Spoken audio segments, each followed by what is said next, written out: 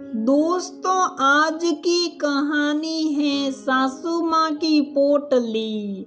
दोस्तों, कहानी शुरू करने से पहले अगर आपने हमारे चैनल को सब्सक्राइब नहीं किया है तो सब्सक्राइब कर लीजिए ताकि आपके पास पहुँचे हर नया वीडियो। घर का माहौल शीशगियों में डूब रहा था। सारे घर की चाबियां लेकर घूमने वाली सुधा अचानक अपना मालिकाना हक छोड़कर अनंत में विलीन हो चुकी थी। रमाकांत जी का जीवन आधार खिसक गया था। उन्होंने अपना कोई काम सुधा की सलाह लिए बिना कभी नहीं किया था और आज बसी हुई जिंदगी जैसे साथी के बिना बेमानी हो चली थी। औरतें तो अपना गम रोकर हंसकर बांट लेती हैं, पर पुरुषों के लिए ये समय कितना मुश्किल है। अपना मन खोलकर रख देना क्या कभी आसान होता है उनके लिए? ये गुण तो किसी ने सिखाया ही नहीं। जब से सुधा जिंदगी में आई धीरे धीरे उसने सिखाया। अच्छा बुरा बांटते बांटते कब वो पत्नी के साथ साथ उसकी सबसे अच्छी दोस्त बन गई, पता ही नहीं चला। एक ही बुरी बात थी, सुधा में शुगर की पेशेंट सुधा मनमानी खूब करती। लाख नजरों के बीच से कब आम के कई फांक गटक लेती। बहुत बार किसी को पता भी नहीं चलता। आंखें दिखाओ तो रोना सा सहरा बना देती कि हल्की सी गुड़की देकर कि अगली बार ऐसा ना हो। वो चुप कर जाते। आम आना बंद तो सीनी सुधा की मुट्ठियों में पकड़ी जाती। फिर एक गुड़की के बाद सुपी साध लेते रमाकांत। शायद यही सुपी सुधा को सिर निंद्रा में सुला गई।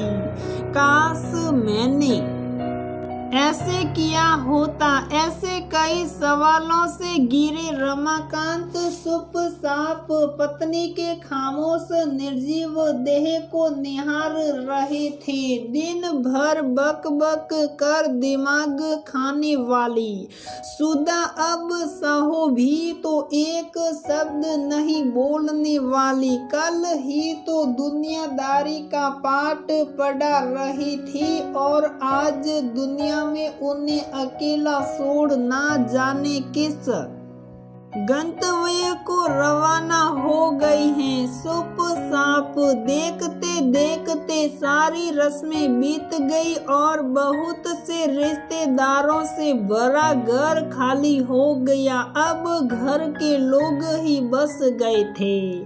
सुधा के पास तो बहुत गहने थे, उनका क्या करने का सोचा है? सत निहारते रमाकांत प्रश्न पूछती बहन की तरफ मुड़े। पता है भाई, तुमने अपने बच्चों की शादी में भी सुधा के गहनों को नहीं छुआ। हमेशा बच्चों के लिए नया गहना बनाया, पर अब जब वो नहीं रही, आंचल से अपने आंख पोंछते हुए बहन बिसूरने लगी। कहा करती थी आपको बेटे के शादी में अपने जड़ाऊ कंगन आपको दूंगी। ननद जी आपके भाई जो कुछ कहे बड़ा दिल था। हमारी भाभी का रोने की आवाज तेज हो गई। सच ही तो है, बड़ी घर की बेटी सुधा की शादी उनकी सरकारी नौकरी की वजह से उनसे हो गई थी, पर उन पर भाई बहन की जिम्मेदारियां बहुत थी। एक बार जब जिम्मेदारियां पूरी हुई और माँ लक्ष्मी की कृपा बरसी तो उन्होंने सुधा को रानी बनाकर रखा। उसने उसकी जिम्मेदारियों के बोझ तले बहुत मन को मारा था। अब सुधा के मन को भरने की बारी उनकी थी। गहनों की शौकीन सुधा के लिए बड़े मन से गहने खरीदते थे। रमाकांत एक एक डिजाइन की परख करते। सुधा के गहने पहले बेटियों के फिर बहुओं की नजरों में सड़ने लगे। अम्मा, ये स्टोन वाली ब्रेसलेट मुझे शादी में देना, अभी भी कितनी ट्रेंडी है। बड़ी बेटी प्रिया ने जब लाड से कहा था तब रमाकांत ने टोक दिया था, बेटा अम्मा के गहने उसके पास ही रहेंगे। मैं तेरे लिए गहने तेरे ही पसंद के बनवाऊंगा। आज उन्हीं गहनों की मालकिन नहीं रही, सब में उसके जीते जी ही उसके गहनों की आस थी और वो भी सबको बड़े प्यार से अपनी निशानी देना चाहती थी। पर रमाकांत जी ने हमेशा इसके लिए मना ही किया था और आज जब उन्हें सुधा की चाहत का भी मान रखना था और साथ में इस बात का भी ध्यान रखना था कि उसके अपनों के बीच आपस में गहनों को लेकर मन मुटाव नहीं रहे, सबके सहमति से बड़ी बहन को साथ लेकर सबकी मौजूदगी में कांपते हाथों से इतने दिनों के बाद सुधा की अलमारी खोली तो एक बारगी उनके हाथ कांप गए। कांपते हाथों से सुधा का लॉकर खोला। अंदर लॉकर में बहुत सारी पोटलियां देखकर आश्चर्यचकित रह गए। न जाने कब से सुधा अपने जाने का सोच कर सारी तैयारियों में जुटी थी। आंखें अनायास ही गीली हो चली थी। गहनों का बंटवारा करके सुधा ने सभी बच्चों का नाम की अलग अलग पोटली तैयार की थी। सबके पसंद को ध्यान में रखा गया था। उनके नाम भी एक पोटली थी जिसमें अपने अच्छे दिनों को याद करते हुए एक पत्र था और साथ में थी राधा कृष्ण की चांदी की मूर्ति जो दोनों ने अपने वृंदावन के यात्रा के दौरान प्रेम का प्रतीक समझकर खरीदा था।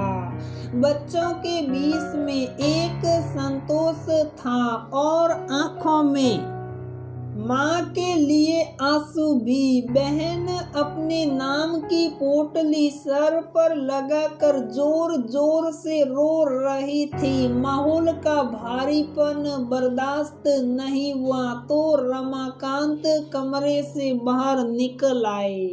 दुनियादारी में तुम आगे निकल आई सुधा, पर आज भी अपने जीते जी तुम्हारे गहने बांटने के पक्ष में कभी नहीं हो। तुम्हारे जाने के बाद तुम्हारे गहनों ने परिवार को बंटने नहीं दिया। जाते जाते भी तुम सन्ने की डोर मजबूत कर गई।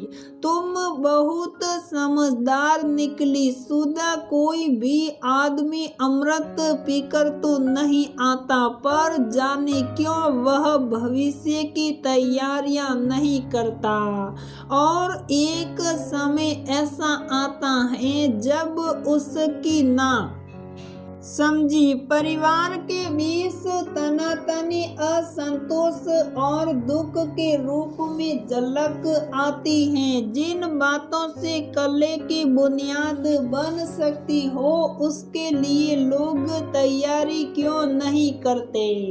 इस बात ने उन्हें भी परेशान कर दिया। वो खुद भी तो ऐसे ही हैं। उन्होंने सोच लिया कि सुधा से सबक लेकर वो अपनी वसीयत जल्द बनवाएंगे कि उनके जाने के बाद किस किस बच्चे के हिस्से में क्या क्या आएगा। ससमा धुंधला हौसला था, शायद आंखों का गीलापन पसरने लगा था। आज 1 महीना हो गया सुधा को गए हुए।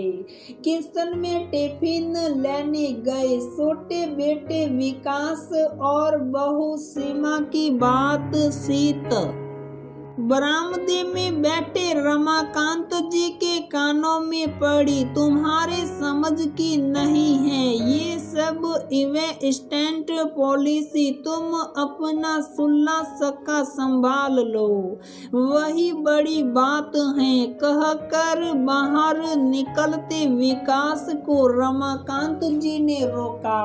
नहीं समझ आता तो समझा दो बेटा, बहू पढ़ी लिखी है, समझ जाएगी सारा इन्वेस्टमेंट। साथ बात करके करो, दोनों को पता हो कि पैसे कहाँ लगे हैं और हाँ जीवन भर की साथ हैं। एक दूसरे का साथ मजबूत बनाते हुए आगे बढ़ो, हमेशा एक कदम आगे की सोच कर चलो अपनी माँ की तरह। रमाकांत जी की बात ने बहू के चेहरे पर एक प्यारी सी मुस्कान ला दी थी और विकास ने भी मुस्कुराकर अपनी सहमति जता दी। कदमों को सही रास्ता दिखने लगा था।